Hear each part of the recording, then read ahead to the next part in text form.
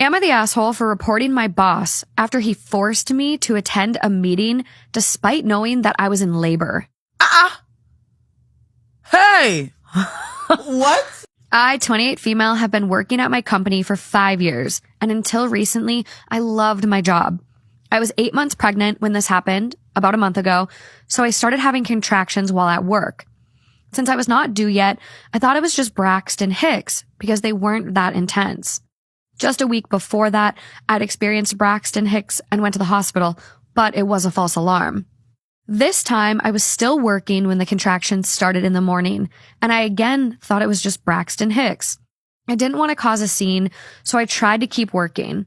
Last time I went to the hospital, my boss, John, 45 male, made sarcastic comments about me being overly dramatic and joked about how I should schedule my labor around important meetings. I have social anxiety and tend to take people's crap without pushing back, so I just took it. By noon, the contractions were getting stronger and closer together, and I knew it was real labor. I needed to go to the hospital. I informed John that I was in labor and I needed to leave. He rolled his eyes and said, quote, "Just stay for the meeting at 1 p.m. It's crucial, and we need you here." I was stunned. I reiterated that I was in active labor and needed to go to the hospital immediately. John snapped back, quote, "It's just a meeting. Sit through it, and then you can go. It's not like the baby is going to pop out right now." Feeling pressured and scared for my job, I reluctantly stayed. She stayed. The meeting lasted an excruciating 2 hours. By the end of it, I was in so much pain that I could barely walk. I finally left and drove myself to the hospital, where I was admitted immediately. My husband got there 30 to 40 minutes later because he was on the other side of town. My daughter was born later that evening, thankfully healthy despite the delay. When I told my husband what had happened, he was furious and insisted we report John to HR. Yeah. I was hesitant because I didn't want to jeopardize my job, but I agreed it was the right thing to do. HR was appalled and assured me that they would handle the situation. John has since been suspended pending an investigation. The real kicker?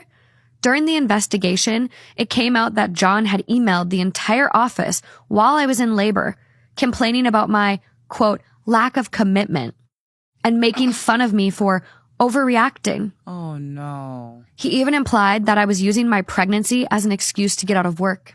Ooh.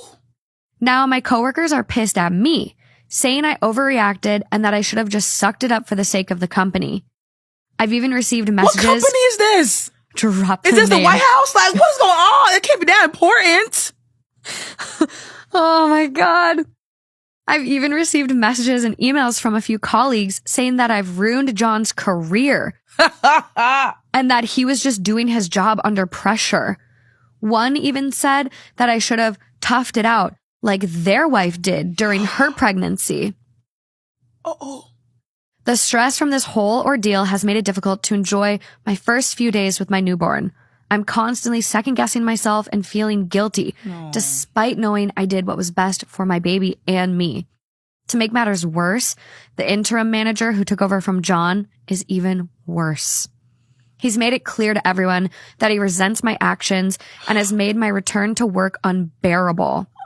Now that my maternity leave is over, I find myself isolated at work. People give me side eyes and whisper about me.